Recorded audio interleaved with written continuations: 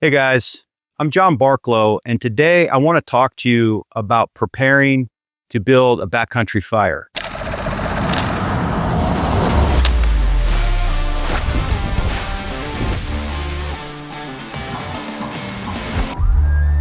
So prepping before you build the fire is really where success or failure is going to occur.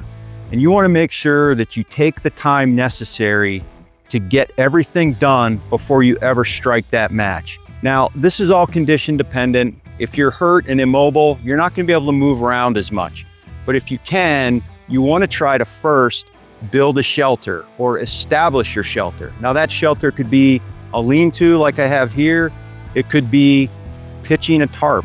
It could be getting behind the lee of a big boulder or under a spruce tree, but you want to make sure that you have your shelter done first.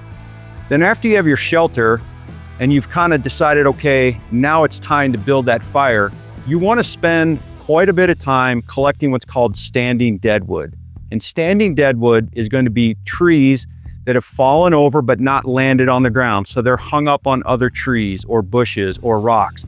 And so that's going to give you your best chance of finding dry wood. And so you want to collect as much wood as you think you'll need, either for the time you're going to be there, say several hours, maybe to ride out a storm, or maybe all night, or maybe several days. It's going to be condition dependent. And then once you collect all the wood you think you need, then triple it. Because the worst thing that can happen is you're in your shelter at night, it's a storm out, you're just getting warm, maybe dried out, and then you run out of wood and have to go look in the dark to find more. So make sure you do that. Then also make sure that you take that wood and break it down into various sizes. So we want to have kindling. We want to have things like matchsticks, then go to fingers, then go to a little bit bigger than that, maybe then wrist size. And then you can start getting into more big wood. Now, depending on the tools you have and the environment is going to allow you to access certain woods.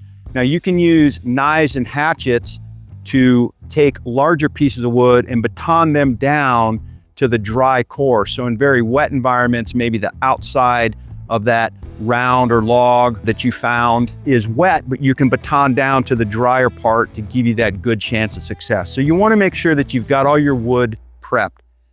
Once you have that done, you want to make sure that you establish your fire location.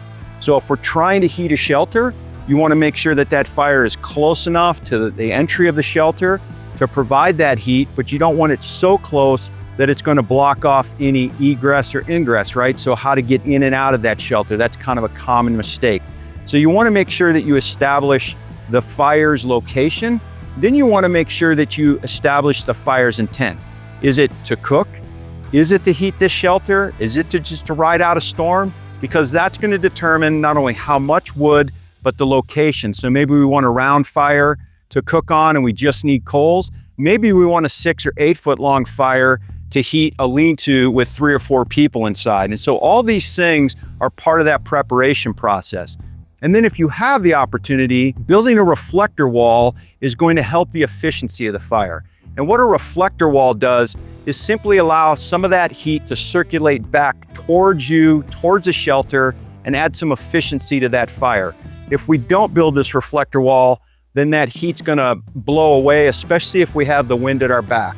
Now this is a natural reflector wall where I just took some posts, pounded them in the ground, and found some kind of wet, rotten wood to pile up that isn't going to immediately dry out and catch fire because it will be near the fire I'm going to start. But you could also use something like a mud bank or a cliff face or something natural like that to help you and cut down on some of the work. Then once you do that, you want to prep the ground. So I've got the location of the fire, I've got the reflector wall. I want to make sure that the ground is prepped now. I want to make sure that I've got some good airflow that's going to come in and out. I want to make sure that I'm not going to build it. If it's on snow, then I'm not going to build it directly on snow. If it's wet ground, then I'm going to clear away all the wet debris, pine needles, pine cones, things like that, and either lay some dry wood down or maybe some rocks to build my fire on and give it a base and allow that fire a chance to catch. And if you don't, that cold ground's gonna start sucking the heat out the bottom of the fire. So these are all things you wanna do before you ever strike that match.